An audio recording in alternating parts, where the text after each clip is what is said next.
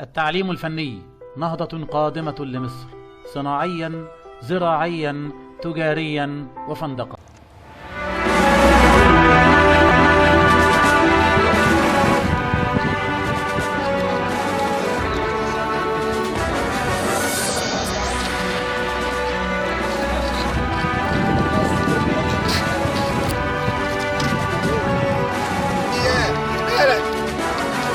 الشدة سماحة وسلام، يختار اللي يشوفها يجيب. تحيا مصر، تحيا مصر، تحيا مصر، تحيا مصر. شهادة الميلاد فيها مصري من الولاد، وهم الولاد. هم اللي حاربوا، هم اللي حاربوا، هم اللي صاروا، هم اللي عبروا نضفوا هواكي من غبار، وهم أكتوبر وانتصاره.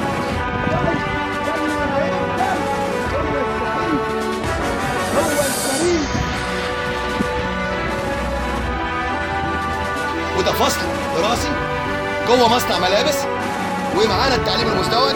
كل واحد التعليم الفني والتعليم مزدوج.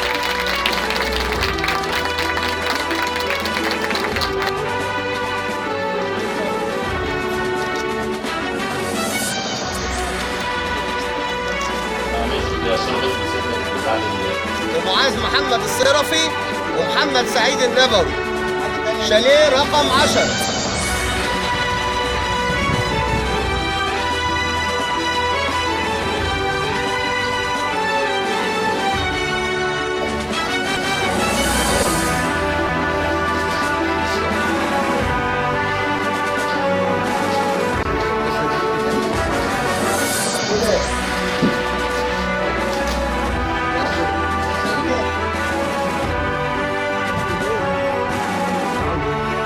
بس الحمد لله يعني بالتعاون مع وزارة الشباب والرياضة عملنا بقى معاهم تعاون خطير، يعني على أساس إن هم اهتموا بالتعليم الفني بالذات، وطلعوهم معسكر اسكندرية. صراحة يعني أنا كان نفسي من زمان الاهتمام الجامد ده بالتعليم الفني. السنة الأولى اللي بيطلع فيها أول مرة يبقى في تعاون بين الشباب والرياضة في معسكر في اسكندرية. كان الاستقبال حلو والولاد ممتازين جدا، وكل ده تشجيع من سيادة اللواء الحلواني، وهو اللي كلفني إن أنا آجي أغطي هذا الحدث إعلاميا.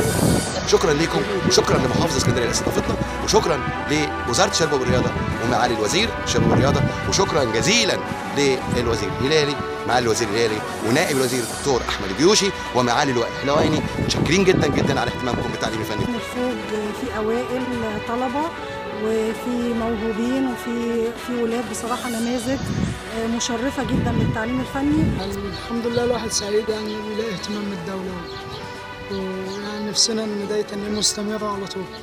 طبعا ده شيء جميل جدا ان احنا نلاقي اهتمام من الدوله خاصه بالتعليم الفني، لان يعني معظم الناس بتفكر ان احنا مش ما نستحقش ان احنا نمثل حد. التعليم الفني نهضة قادمة لمصر،